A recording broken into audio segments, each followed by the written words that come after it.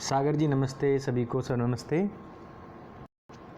और आज का हम स्वाध्याय आरंभ करेंगे क्योंकि काफ़ी दिन हैं।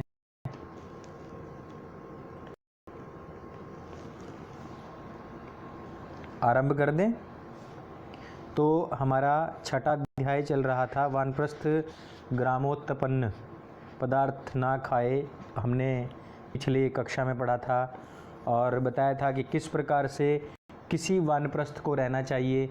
और वानप्रस्थ का जिक्र चलते चलते जब हमने कहा था कि उसको जितेंद्रिय होकर रहना चाहिए, और फिर जितेंद्रियता के ऊपर ही एक कक्षा हुई थी पिछली बार कि जितेंद्रिय क्या होता है, जितेंद्रियता क्यों आवश्यक है, जितेंद्रिय किसको कहते हैं, वो सब बातें हमारी चली थी। और हमने आपको बताया था कि किस प्रकार से कितनी इंद्रियां हैं, उन इंद्रियों का निग्रह किस प्रकार से करना चाहिए। और निग्रह में भी आप लोगों ने भी खुद उसका उत्तर भी दिया कि मनुष्य को अपनी इंद्रियों का निग्रह से क्या क्या लाभ होते हैं, और वो ब्रह्म ही लाभ होता है।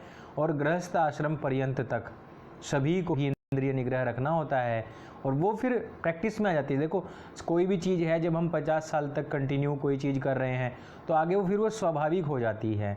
जैसे कुछ लोगों को गाली आदि देना स्वाभाविक हो जाता है, जैसे कुछ लोगों को पढ़ना स्वाध्याय करना, आर्मी में जाते हैं तो आर्मी के लोग जो रिटायरमेंट के बाद में भी आते हैं तो उसी टाइम उठते हैं, वही टाइम उठ करके वो फिर सब कुछ अपने हिसाब से वही करते हैं जो आर्मी में उनका चल रहा होता था। तो आर्मी वालों को भी आदत पड़ जाती है, सब प्रत्येक व्यक्ति को आदत पड़ती है। जितेंद्रियता के विषय में भी यही कहा गया कि प्रत्येक मनुष्य को जितेंद्रिय होना चाहिए, जिन्होंने अपनी इंद्रियों को अपने वश में कर लिया है। और पिछली बार हमने आपको बताया था कि किस प्रकार से मन को भी कंट्रोल में किया जा सकता है यदि हम उसको जड़ वस्तु मान लें। जड़ वस्तु वो है, उसको जो है सो उसको वही मानना। वेदों की शिक्षा यही तो है, जो है उसको वही मानना, और जो नहीं है उसको वो बिल्कुल भी नहीं मानना। अर्थात जिसमें जो चीज़ है, जैसे कि परमपिता परमेश्वर का जो स्वरूप है केवल उसी को मानना, उसके अलावा कोई भी स्वरूप ना मानना। तो हमने भी यही कहा था, मन को यदि हम जड़ पदार्थ मान लेंगे, क्योंकि तद अन्नमयत्व मनः, अन्न जो है वो जड़ पदार्थ होता है और उसी से ही मिलकर के बनता है मन। तो मन भी एक जड़ पदार्थ है, और जड़ मन हमारा किस प्रकार से है, जिस प्रकार से एक सारथी होता है।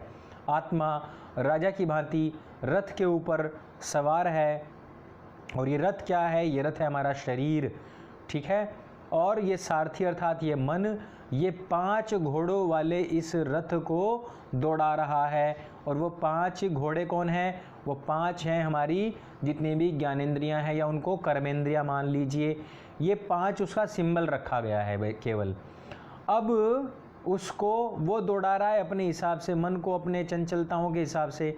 आत्मा जो है वो आराम से बैठा हुआ है, वो सोच रहा है कि ये जो मन है ये चेतन है। चेतन अर्थात ये बहुत समझदार है। हम ये सोचते हैं मन हमारा समझदार है, जिधर को लेके चल रहा है बस चलने दो। अब बहुत सारे जो पाश्चात्य ग्रंथ हैं या जो पाश्चात्य फिलोसफी है वो तो यही कहती है, जिधर मन जा रहा है उधर उसको जाने दो। यदि तुम्हारा प्लेट तोड़ने को मन कर रहा है, चिल्लाने को मन कर रहा है तो चिल्लाओ, अर्थात उसके ऊपर कोई काबू ना रखो। और जब हम उसके ऊपर काबू नहीं करेंगे मन के ऊपर, तो वो बिल्कुल उच्छृंखल हो जाएगा, उसके सारी हदों को वो तोड़ जाएगा, पार निकल जाएगा, और वो पूरे संसार भर में हमको दौड़ाता घूमेगा इसी तरीके से। लेकिन समय नहीं है आत्मा के पास में, क्योंकि आत्मा के लिए ये जो प्रकृति है, आज का वीडियो जो सत्य सनातन पर आया है कि शूद्रों के लिए वेदों में क्या क्या बातें कही गई हैं, उनको क्या क्या अधिकार दिए गए हैं, क्या क्या कितना उनको सम्मानित किया गया है, उस वीडियो में भी हमने आपको यही बताया है कि यदि कोई भी मतलब शरीर हो, शरीर या फिर हम आत्मा हो, यदि उसमें किसी भी प्रकार की कोई भी उच्छृंखलता आती है तो वो फिर सत्यानाश करता है। कहीं पर भी नियमों को तोड़ना नहीं होता है, नियम के हिसाब से रहो तो हम आगे बढ़ सकते हैं। तो अब उस मन को कंट्रोल करना है, और भोग अपवर्गार्थ ये प्रकृति बनी हुई है। जो प्रकृति और पुरुष हमने सत्य सनातन के आज जो अभी 9 बजे वीडियो आई है उसमें हमने आपको समझाया भी था तो जो प्रकृति है वो मनुष्य के अर्थात यानी कि जीवात्मा या कहो आत्मा के भोग और अपवर्ग के लिए है। भोग और अपवर्ग के लिए समय नहीं है उसके पास में, तो वो भोग कब तक करेगी? यदि वो ठान ले कि बस क्या है, ये तो नश्वर संसार है, इसको छोड़ो, और वो ध्यान साधना में बैठ जाए तो तुरंत उसके मोक्ष के जो मार्ग हैं वो प्रशस्त हो जाएंगे। लेकिन मन वैसा नहीं करने देता है, क्योंकि मन जड़ है, मन प्रकृति से बना है। तो वो क्या करेगा? वो उसी में ही, प्रकृति में ही रमा रहता है। कभी उसको गाड़ी अच्छी लगती है, कभी टीवी अच्छा लगता है, कभी सीरियल अच्छे लगते हैं, कभी नेट चलाना अच्छा लगता है, कभी उसको अच्छा खाना जो उसको अच्छा लग रहा है। वो आत्मा को तो कुछ भी प्राप्त नहीं होता है। गीता में कहा भी गया है कि उसको तो कुछ भी प्राप्त नहीं होता है, वो तो निर्लेप है, आत्मा तो निर्लेप है। फिर भी ये जो मन है ना, ये भटकाता है। इसलिए मन को लात मारना सीखो। जिसने मन को अपने काबू में कर लिया वो जितेंद्रिय है, और उसकी जो शारीरिक क्षमता है, जो शक्तियां हैं, वो हजारों गुना बढ़ जाती हैं यदि उसने मन को काबू में कर लिया। क्योंकि ये जो मन है ये अपनी चंचलता की वजह से हमारी शक्तियों को इधर उधर लगाए रखता है, इसको फोकस नहीं होने देता है। और जब ध्यान में बैठते हैं तो सबसे पहले क्या होता है? सबसे पहले मन को ही केंद्रित करते हैं। कपालभाति हम करते हैं, कपालभाति करते हैं तो क्या होता है? कपालभाति से मन जो है वो शांत होना शुरू हो जाता है। फिर अनुलोम विलोम करते हैं, उससे और ज़्यादा शांत हो जाता है। तो मन को शांत करोगे, जब पानी है, पानी पूरी तरीके से हिल रहा है, तुम उसमें अपने आत्म साक्षात्कार करना चाहते हो। अब हिलते हुए पानी में कैसे आत्म साक्षात्कार, यानी कि अपना चेहरा कैसे देखोगे? नहीं देख पाओगे ना। पानी को हिलने से बचाना है, उसको रुकने का वेट करना है। और ये तरंग कौन पैदा करता है? ये मन तरंग पैदा करता है, और मन कंटिन्यू तरंग पैदा करता है। इसलिए मन को शांत करना, मन को शांत करने के लिए उसको जड़ समझना, उसके ऊपर काबिज होना, उसके बाद फिर उस पर अधिकार पूर्वक उसको बताना कि अब ये करना और अब ये मत करना। तो जब सारी तरंगें रुक जाएंगी और जब ये स्थिर हो जाएगा तो आपको अपना साक्षात्कार होगा, जिसको कहते हैं अपनी शक्तियों को पहचानना। हम अपनी शक्तियों को नहीं पहचान पाते। आजकल के साइंटिस्ट क्या कहते हैं? आजकल का इंसान 2% भी अपने दिमाग का पूरा यूज़ नहीं कर पाता। वो क्यों नहीं कर पाता? क्योंकि मन उसका बड़ा चंचल रहता है। तो मन को शांत करने के लिए ना तो आपको माला जपनी है, ना आपको भजन कीर्तन करना है, क्योंकि उससे तो और ज़्यादा मन चंचल होएगा आपका, उसमें धूम धड़ाका संगीत बजेगा। ना आपको ज़ोर ज़ोर से चिल्ला के अजान देनी है, ना आपको बाइबल या फिर राम राम राम राम कृष्ण कृष्ण ये रटना भी नहीं है। क्या करना है? एकाग्र बैठ कर के पहले जो योग दर्शन है, योग दर्शन में आपका मन को शांत करने का मार्ग ही प्राणायाम बताया गया है। प्राणायाम अवश्य किया करें तो उससे आपके अंदरूनी जो शक्तियां हैं वो जागृत होनी शुरू हो जाएंगी। तो इस प्रकार से मन को एकाग्र करके, मन को जीत करके प्रत्येक व्यक्ति को जितेंद्रिय होते हुए अपना जीवन व्यतीत करना चाहिए।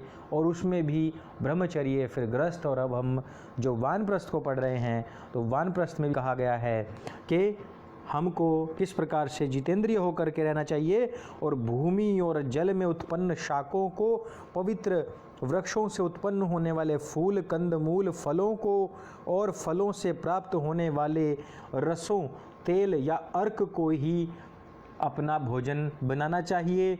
और फिर कहा है वर्ज्येन मधु मांसम च भौमानि कवकानि च भूस्तृणम शीघ्रुकम चैव श्लेष्मातक फलानि च, अर्थात सब मदकारी, मदिरा, भांग आदि पदार्थ, सब प्रकार के मांस और भूमि में उत्पन्न होने वाले कवक यानी कि कुकुरमुत्ता जिसको हम मशरूम बोलते हैं, और भूतृण नामक यानी कि शर्वाण शाक विशेष या शिग्रुकम सफ़ेद सहजन और लिसोड़े के फल, इन्हें भोजन में वर्जित रखें, अर्थात कभी भी ना खाएं। यहाँ पर जो मधु कहा गया है, मधु मांसम, मधु का अर्थ यहाँ पर शराब यानी कि नशीले पदार्थ से लिया गया है। और अगले श्लोक में मनु महाराज क्या कहते हैं कि पहले इकट्ठे किए हुए नीवार आदि मुनि अन्नों को और पुराने वस्त्रों को और पूर्व संचित शाक कंदमूल फलों को आश्विन के माह में छोड़ देवे, अर्थात नए ग्रहण ही करे।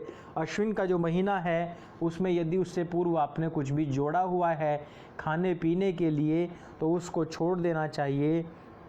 और आगे कहा है कि हल से जोतने पर भूमि से उत्पन्न पदार्थों को किसी के द्वारा दिए जाने पर भी ग्राम में जोत कर या उगा कर उत्पन्न किए गए मूल और फलों को भूख से पीड़ित होते हुए भी ना खाए अथवा उनसे बचे। अब आप लोग कहेंगे कि भाई वानप्रस्थी को इतनी सारी बातें क्यों कही गई हैं कि वो मशरूम भी नहीं खा सकता है, मांस मदिरा नहीं खा पी सकता है, और जितने भी शाक है जो वो नहीं खा सकता है, और सहजन नहीं खा सकता है। इसका कारण क्या है? अगर आप आज की तारीख में किसी नेचुरोपैथी वाले से मिलें, एक एम्स से आए थे मेरे पास में, तो वो नेचुरो थेरेपिस्ट थे, तो उन्होंने एक बात बताई कि ये 35 साल से ऊपर हो जाती है तो रात्रि का भोजन आपको छोड़ देना चाहिए, रात्रि भोजन नहीं करना चाहिए, अथवा अगर लेने की आदत पड़ चुकी है तो बहुत ना करें, बहुत हल्का फुल्का सा आप भोजन लें। अब ऐसे में यदि हम बात करेंगे कि भाई 35 साल से ऊपर की, आज की स्थिति में 35 साल से ऊपर होता ही क्या है, कुछ भी नहीं होता है, उसको तो युवा ही माना गया है 35 साल वाले को। तो अगर ऐसा आप सोचते हैं तो पहले आप 35 साल वाला जो व्यक्ति है उसकी डाइट को देखें, उसके शरीर को कौन सी डाइट चाहिए, कितनी डाइट चाहिए, उसको बता दिया जाएगा कि आप एक तो जो फूल गोभी होती है, फूल गोभी ना खाएं, बैंगन ना खाएं, रात को सोते समय चावल ना खाएं, और शाम के समय बिल्कुल भी दही आदि ना लें, क्योंकि अब आने वाले समय में जो आपका डीजनरेशन ऑफ सेल है वो बढ़ जाएगा, और रीजनरेशन ऑफ सेल जो है वो 35 साल तक ही अच्छा रहता है यदि अच्छा ब्रह्मचर्य हमने रखा हुआ है, और यदि अच्छा खान पान हमारा है, और पोल्यूशन आदि से हम बचे हुए हैं। ऐसी स्थिति में तो अगर यहाँ पर वानप्रस्थी के लिए कहा गया है, जब वो मुनि बन जाते हैं, पीले कपड़े धारण करते हैं, ऐसी अवस्था में उनके लिए देखो सारी गरिष्ठ चीज़ें पहले से पहले ही मनु महाराज ने यहाँ पर उनके लिए विरुद्ध कर दी हैं, निषिद्ध कर दी हैं कि आपने ये लेना ही नहीं है, क्योंकि ऐसी अवस्था आ जाती है जब आपका पाचन धीरे धीरे वीक पड़ना शुरू हो जाएगा। वो तो 50 साल में कह रहे हैं, यहाँ पर तो देखिए आप, यहाँ तो 35 साल में ही कहना शुरू कर देते हैं। तो इस प्रकार से उनको और बहुत सारी चीज़ें हैं वो खाने चाहिए, और अन्न भी कम कर देना चाहिए, फलाहार पर अधिक रहना चाहिए, ठीक है, क्योंकि ऐसे में बीमारियां बहुत तेज़ी से बढ़ती हैं। और जो लोग आजकल भी आप देख लीजिए, जो शहर के लोग हैं जिनका खान पीन का कोई नियम नहीं है, कोई कायदा कानून नहीं है, उनको देख लीजिए, आपके 80% ऐसे लोग हैं जिनके घुटने बैठ चुके हैं, वो घुटने ट्रांसप्लांट करा लेते हैं। जैसे ही उनकी पेंशन मिलती है या फिर उनका जो फंड बोनस मिलता है, सबसे पहले उनको क्या होता है, हार्ट की नलियाँ बदलवा रहे हैं, उसके बाद में घुटने चेंज करवा रहे हैं, उसके बाद में किडनी चेंज करवा रहे हैं, उसके बाद में फिर उनका क्रेटिनाइन लेवल बढ़ जाता है और फिर वो डायलिसिस पे चलते हैं। अधिकतर को मैं देखता हूँ, मेरे बहुत सारे ऐसे पेशेंट हैं जो रिटायरमेंट के बाद में केवल और केवल उन्होंने अपना 70 से 80% पैसा केवल और केवल ट्रांसप्लांट्स में उड़ाया है, और उन्हीं की एज के आप गांव में जाके देखो कितना काम कर रहे हैं, लेकिन खान पान उनका कंट्रोल हो जाता है। इस वजह से खान पान को कंट्रोल करने के लिए यहाँ पर बताया गया है। अगले श्लोक में ऋषि कहते हैं, वानप्रस्थ सुख साधक भोजन निवास आदि कर्मों में प्रवृत्ति ना रखे, ब्रह्मचर्य का पालन करे, भूमि पर शयन करे, और घरों आवासों में ममत्व को छोड़ दे, और वन में वृक्षों के लिए नीचे अपनी एक कुटी बना करके निवास करे। जो ज़मीन पर सोने की बात कही गई है, इसको भी सोचेंगे कि ज़मीन पर सोने के लिए कह दिया गया भाई 50 साल से ऊपर के व्यक्ति को ज़मीन पर सो सकते हैं। या फिर आपको एक और भी चीज़ बताऊं मैं, आप कोई सन्यासी कोई वानप्रस्थी हो, ज़मीन पर यदि वो नहीं सो सकते तो वो तख्त पर सोते हैं, तख्त पर ही बैठते हैं, खाट पर ना लौटते हैं, ना बैठते हैं, ना सोते हैं। और ये तो हमारे यहाँ पर धर्म का हिसाब बता करके उसको बस एक जड़ रूप बना दिया गया है।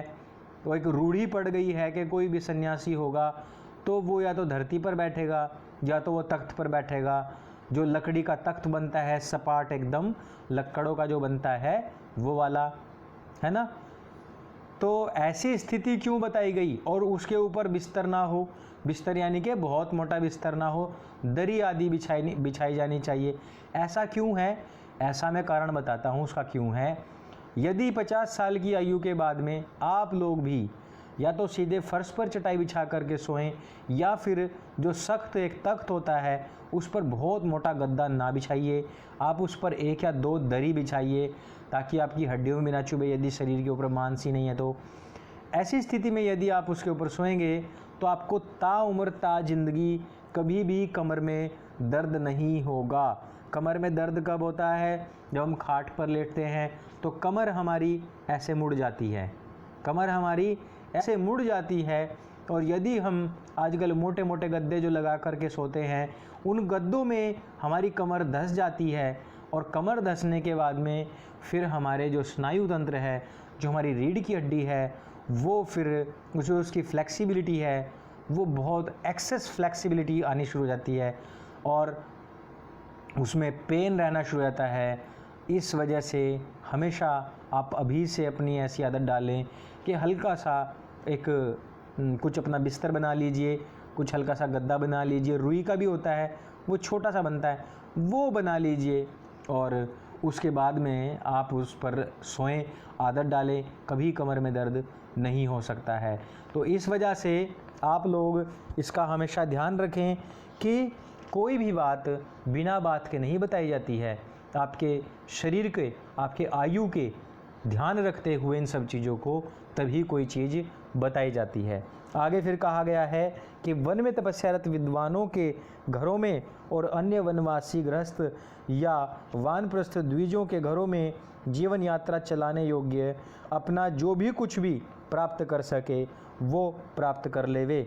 यानी कि जो जंगल में पढ़ाने और योगाभ्यास करने वाले तपस्वी विद्वान धर्मात्मा लोग रहते हैं, जो कि गृहस्थ या वानप्रस्थ वनवासी हों, उनके घरों में से ही वहाँ से कुछ ना कुछ चाहे भोजन मिल जाए या कुछ भी खाने पीने के लिए, ओढ़ने के लिए मिल जाए, वो सब करना चाहिए। इसके विषय में भी मैंने एक बहुत अच्छे तरीके से बताया था आप लोगों को एक बार कि धर्म हमारा क्यों नष्ट हो जाता है, क्योंकि जितने भी हमारे वृद्धजन होते हैं वो परिवारों में घूमते रहते हैं। आपने देखा होगा जितने भी बड़े बड़े शहर हैं, जब जो वृद्ध लोग होते हैं, बुजुर्ग लोग होते हैं, वो किस प्रकार से 80-80 साल की उम्र तक बेल्ट लगा करके कोट पैंट में घूमते रहते हैं। और वो क्या करते हैं, अभी भी नौकरी का, जॉब का, पैसे का, इधर का उधर का, लेन का देन का बड़ी टेंशन पाल के रखते हैं और उसी में ही मर जाते हैं। मिलता एटलीस्ट उनको अंत में कुछ भी नहीं है, बल्कि उनके बच्चे भी परेशान रहते हैं। उनके बच्चे भी हमेशा कहीं उनसे डरे दबे रहते हैं, अपना कोई फ़ैसला नहीं ले पाते हैं। अभी हमारे पिताजी कुछ और बोल देंगे, फिर कुछ और बोल देंगे, क्योंकि बुज़ुर्गों का अक्सर यही होता है कि उनके साथ में उनके संस्कार होते हैं पिछले पुराने, और बच्चे जो होते हैं, न्यू जनरेशन जो होती है, वो अपनी स्पीड से दौड़ती है, भागती है। फिर जो पुराने लोग हैं उनको रोकते टोकते, जो बहुत ज़्यादा रोकते टोकते हैं, बच्चों के साथ में फ्रेंडली नहीं रहते हैं, वैसे फिर क्या करेंगे वो भी अपना ऑफिस कंटिन्यू आते जाते रहेंगे। तो जो उनका ध्यान का जो समय था वो सारा का सारा निकल जाता है और फिर वहीं पर अंत समय में भी रोते रोते ही मरते हैं। ऐसे में यदि 50 साल के बाद में जिनके बच्चे कामयाब हो चुके हैं, ऐसे वृद्ध लोग तो अपने धर्म के विस्तार के लिए आगे निकल सकते थे। 25 साल उन्होंने स्वाध्याय किया है, इतना कुछ पढ़ा है और गृहस्थ जीवन में भी उसका पालन किया है, फिर वो उसको बाहर निकल सकते थे, उसको बच्चों को दे सकते थे, गुरुकुल में पढ़ाने के लिए जाते थे। वानप्रस्थी ऐसे नहीं, वानप्रस्थी तो गुरुकुलों में जाते थे, वहाँ की व्यवस्थाएं संभालते थे, वहाँ सेवाएं देते थे। बच्चों के लिए गार्जियन चाहिए होता है, वहाँ पर वो गार्जियंस बनते थे। आज भी आप गुरुकुलों में देखोगे तो गार्जियंस बनते हैं, जितने भी वानप्रस्थी होते हैं, मुनि होते हैं, वो कार्य था। आजकल हम नहीं करते हैं तो हमारा धर्म कैसे बढ़ेगा। आज 50+ जितने लोग हैं और जिनके बच्चे कामयाब हो चुके हैं, वो सब के सब यदि धर्म क्षेत्र में उतर जाएं तो अब उस समय देखिए, यदि वो धर्म क्षेत्र में उतर जाएं तो हमारा जो भारतवर्ष है उसकी वैदिक परंपरा और उसका जो वैदिक ज्ञान है वो इतना अधिक बढ़ जाएगा, इतना अधिक बढ़ जाएगा कि जिसकी आप कल्पना नहीं कर सकते। मैंने आप लोगों को बताया था, कुंभ मेला लगा हुआ है, करोड़ों महात्मा वहाँ पर पहुँचे हुए हैं और वो कार्य क्या करते हैं, वो कभी आपने देखे हैं, कभी आपने वो देखे कि वो जमीनी कार्य कुछ कर रहे हों? नहीं करते हैं। यदि 1 करोड़ धर्म धुरंधर इस जमीन पर, भारतवर्ष की जमीन पर उतर जाएं तो एक भी व्यक्ति का मतांतरण नहीं हो सकता था, लेकिन सब कुछ समाप्त हो गया। हमारे जितने साधु सन्यासी थे वो क्या कर रहे हैं आजकल? वो चमत्कारों में लूट रहे हैं लोगों को। कोई पत्थर बेच रहा है कि अंगूठी बनाओ, कोई डोरा बांध रहा है, कोई पूरे शरीर के ऊपर भस्म रमाए घूम रहा है कि मैं ही अघोरी हूँ, मैं ही भगवान बन गया हूँ। अनेक अनेक बहुत ही ज़्यादा घिनौने कार्य कर रहे हैं। ऐसे ऐसे घिनौने कार्य कि जिसकी हम कल्पना नहीं कर सकते। ऐसे ऐसे कार्य आजकल के साधु महात्मा कर रहे हैं, उनको साधु महात्मा कहते भी शर्म आती है। आपको पता है राम रहीम को भी उम्र कैद हो रही है, तो उम्र कैद केवल एक केस में हुई है, अभी तो बहुत सारे केस खुलने बाकी हैं। रामपाल, उसको जेल हुई है, आसाराम, उसको जेल हुई है। ये बिना किए नहीं हुआ है, अच्छे काम किए। बहुत अच्छी बात है कि आसाराम जी ने बहुत अच्छे काम किए, शराब छुड़ाई, मांसाहार छुड़ाया, मदिरा छुड़ाया, रोका। और कुछ लोग कहते हैं कि उनके खिलाफ साजिश की गई है, लेकिन भाई साजिश हो या ना हो, कल किसी के भी खिलाफ हो सकती है साजिश, लेकिन कहीं ना कहीं कुछ ना कुछ तो समस्या ज़रूर रहती है, उसका भी तो जवाब देना पड़ेगा। किस प्रकार, यदि वो बिल्कुल सही थे तो फिर उसके बाद में इतने सारे लोगों की जो अचानक से हत्याएं होनी शुरू हुई, उनका भी तो कुछ बात होगी। यदि उनका हाथ नहीं था उनके लड़के का, वो बहुत सारी बातें हैं जिनके ऊपर हम विशेषता अलग से कभी बैठ कर के बात कर सकते हैं। लेकिन हिंदुस्तान का, इस भारतवर्ष का, इस सनातन वैदिक सभ्यता का सत्यानाश होने का कारण केवल यही है कि हम लोगों ने अपने धर्म को नहीं समझा है, और गृहस्थ ने भी अपने धर्म को नहीं समझा कि जितने बच्चे गुरुकुलों में पढ़ते थे उन सब के लिए जो दान जाता था वो गृहस्थ देता था, वानप्रस्थियों के लिए भी गृहस्थ ही देता था। आजकल क्या कर रहे हो? आजकल कितनी मोटी मोटी फीस देते हो, लेकिन बच्चों को संस्कार नहीं है। बच्चों को देखिए आजकल छोटी छोटी बात के ऊपर माता पिता के ऊपर गुस्सा हो जाते हैं, बहुत नाराज़ हो जाते हैं, जहर तक खाते हमने देखे हैं कि या तो मुझे भी पैसे चाहिए, या तो मुझे बाइक चाहिए, नहीं तो मैं शरीर में आग लगा लूँगा। तो क्या हम इन संस्कारों के लिए, इन दिनों को देखने के लिए बच्चों को पैदा करते हैं? नहीं करते। तो हाथ में हमारे कुछ नहीं है, ना हमारे हाथ में हमारे बच्चे हैं, ना हमारे हाथ में हमारा स्वास्थ्य है, ना हमारे हाथ में हमारे परिवारीजन हैं। हमारे हाथ में कुछ नहीं है। हम केवल एक अंधी दौड़ में भागे जा रहे हैं बस, और कुछ भी नहीं करना है, और करते ही नहीं हैं। तो अब आगे बढ़ते हैं। कहा गया है कि ऋषियों, ब्राह्मणों और गृहस्थों ने भी विद्या और तप की वृद्धि के लिए, शरीर की शुद्धि के लिए इन दीक्षाओं यानी कि व्रत और वेद मंत्रों का सेवन अर्थात पालन किया है, अर्थात चिंतन मनन और आचरण किया है। अतः वानप्रस्थ भी विद्या और तप की वृद्धि के लिए इनका सेवन किया करे। अच्छा, इसमें एक और सबसे बड़ी बात यह है कि इसमें कहीं से लेकर कहीं तक वर्ण का जिक्र नहीं कि कौन ले सकता है अथवा कौन नहीं ले सकता है, क्योंकि कोई भी वानप्रस्थी हो सकता है और कोई भी सन्यासी बन सकता है। आगे सन्यास धर्म भी आएगा। आगे कहा गया है कि इन पूर्वोक्त महर्षियों द्वारा पालनीय दिनचर्याओं का पालन करते हुए किसी भी दिनचर्या के अनुसार भी शरीर छूटने पर शोक और भय से रहित हुआ विद्वान मुक्ति कर आनंद पाता है। अर्थात जिसका मृत्यु भय है वही केवल मोक्ष को प्राप्त कर सकता है, और जिसका मृत्यु भय छूट जाता है वो कौन है? वो कौन है कि जो मृत्यु का भय जिसका समाप्त हो सकता है, वो है जो इस शरीर और इस आत्मा को भिन्न भिन्न समझता है, भिन्न भिन्न कर लेता है। महर्षि देव दयानंद सरस्वती जी, जिन्होंने कहा भी था कि अच्छा ये क्या बता रहे हैं आप, 29वां श्लोक छूट गया है। आत्मशुद्धि के लिए वेद मंत्रों का मनन चिंतन। ब्राह्मण, क्षत्रिय, वैश्य वन में निवास करते हुए आत्मोन्नति और परमात्मा की सिद्धि प्राप्त करने के लिए इस प्रकरण में कही और अन्य ब्रह्मचर्य या संन्यास प्रकरणों में कही गई दीक्षा, प्रतिज्ञाओं का और परमात्मा के ज्ञानोपासना विधायक नाना प्रकार की श्रुतियों वेद मंत्रों का सेवन करके करे, अर्थात चिंतन मनन पूर्वक उनको आचरण में लाए। यानी कि इस प्रकार से वन में वसता हुआ इन और अन्य दीक्षाओं का सेवन करे और आत्मा तथा परमात्मा के ज्ञान के लिए नाना प्रकार की उपनिषद अर्थात ज्ञान और उपासना विधायक श्रुतियों के अर्थों का विचार करे।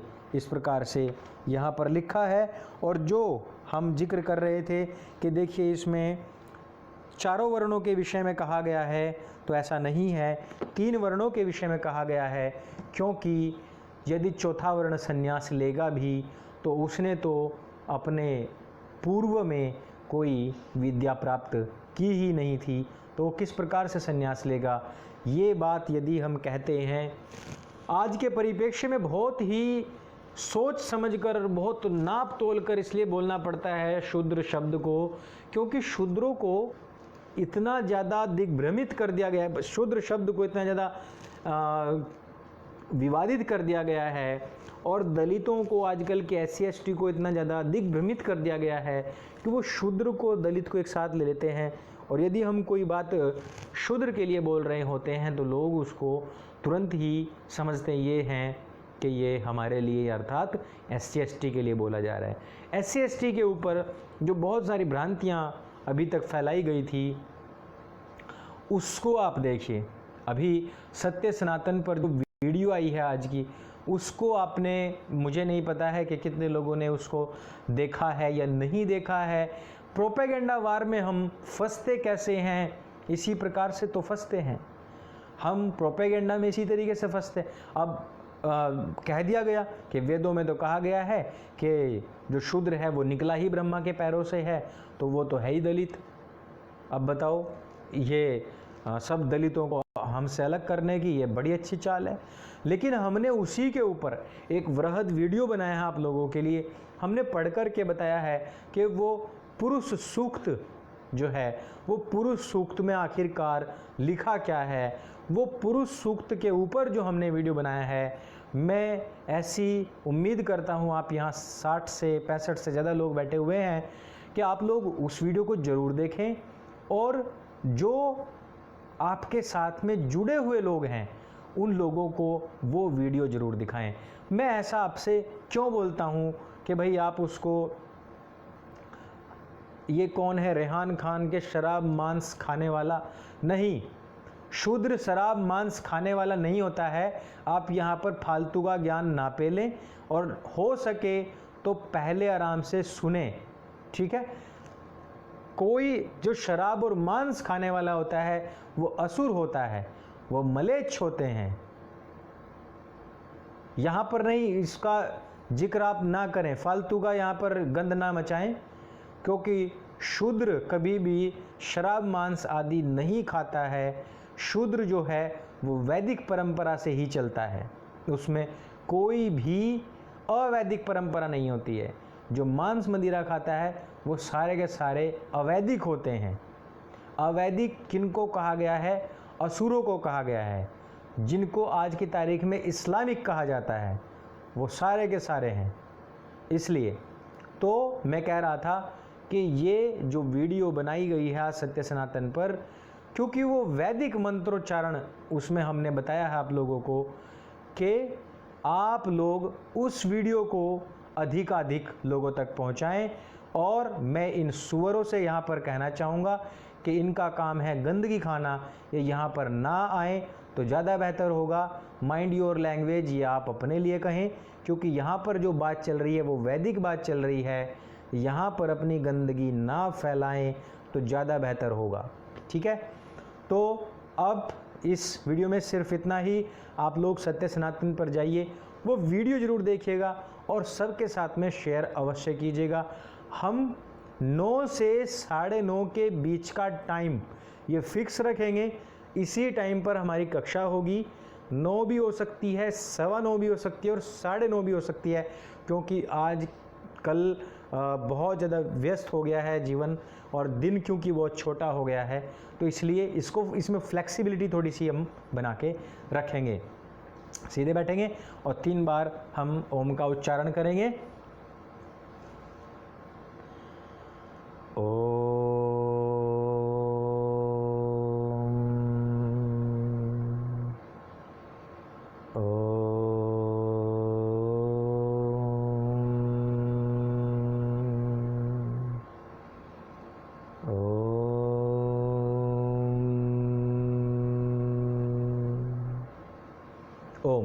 सभी को सादर नमस्ते, शुभ रात्रि।